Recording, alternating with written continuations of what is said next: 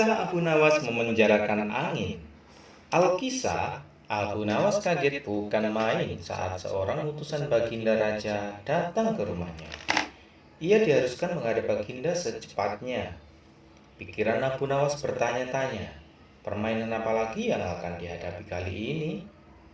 Setelah tiba di istana, Baginda Raja menyambut Abu Nawas dengan sebuah senyuman. GR langsung tuh Abu Nawas. Akhir-akhir ini aku sering mendapat gangguan perut. Kata tabib pribadiku, aku terkena serangan angin. Kata Baginda memulai pembicaraan. Ampun tuanku, apa yang bisa hamba lakukan hingga hamba dipanggil? Tanya Abu Nawas. Aku hanya menginginkan engkau menangkap angin dan memenjarakannya, kata Baginda sambil senyum. Abu Nawas hanya diam, tak sepatah kata pun keluar dari mulutnya. Ia tidak memikirkan cara menangkap angin nanti, tetapi ia masih bingung bagaimana cara membuktikan bahwa yang ditangkap itu memang benar-benar angin. Karena angin tidak bisa dilihat, kan? Tidak ada benda yang lebih aneh dari angin. Tidak seperti halnya air, walaupun tidak berwarna tetapi masih bisa dilihat. Sedangkan angin tidak bisa. Parahnya lagi, Baginda hanya memberi waktu lebih dari 3 hari. Abu Nawas pulang dengan membawa pekerjaan rumah dari Baginda Raja. Namun Abu Nawas tidak begitu sedih, karena berpikir adalah sudah merupakan bagian dari kehidupannya sehari-hari. Bahkan merupakan suatu kebutuhan. Ia yakin bahwa dengan berpikir akan terbentanglah jalan keluar dari kesulitan yang sedang dihadapi. Dan dengan berpikir pula, ia yakin bisa menyumbangkan sesuatu kepada orang lain yang membutuhkan, terutama orang-orang miskin. Karena tak jarang Abu Nawas menggondol sepundi penuh uang emas hadiah dari Baginda Raja atas kecerdikan jawaban-jawaban saat diberi pertanyaan oleh Baginda Raja. Akan tetapi untuk kali ini sudah 2 hari ini Abu Nawas belum juga mendapat akal untuk menangkap angin, apalagi memenjarakannya. Sedangkan besok adalah hari terakhir yang telah ditetapkan oleh Baginda Raja.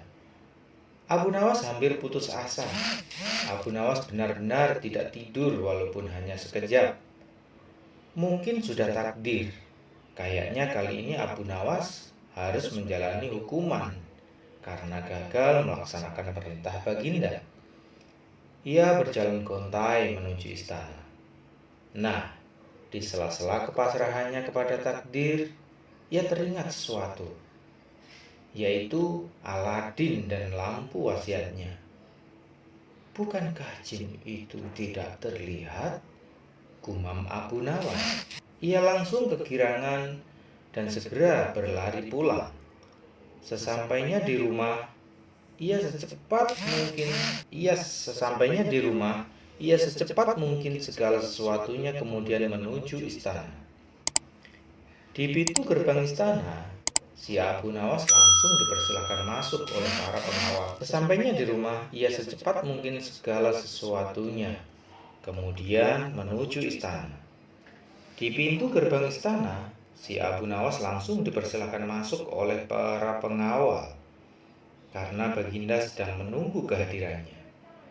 Dengan tidak sabar, Baginda langsung bertanya kepada Abu Nawas.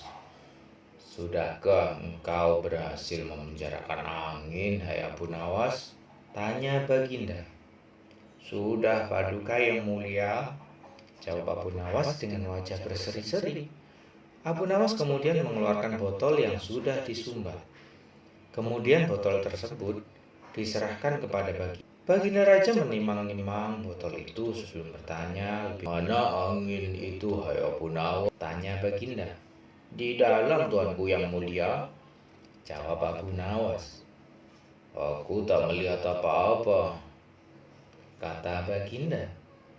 Ampun tuanku, Memang angin tidak bisa dilihat, tetapi bila Paduka ingin tahu angin, tutup botol itu harus dibuka terlebih dahulu, kata Abu Nawas menjelaskan. Setelah tutup botol dibuka, Baginda mencium bau busuk. Bau busuk yang sangat menyengat hidung. Bau apa ini, hai Abu Nawas? Ampun tuanku yang mulia, tadi hamba buang angin dan hamba masukkan ke dalam botol. Karena hamba takut angin yang hamba buang itu keluar, maka hamba memenjarakannya dengan cara menyumbat botol. Jelas Abu Nawas. Akan tetapi Baginda tidak jadi marah karena penjelasan Abu Nawas memang masuk akal. Untuk kesekian kalinya Abu Nawas selamat dan mendapatkan hadiah kepingan uang emas.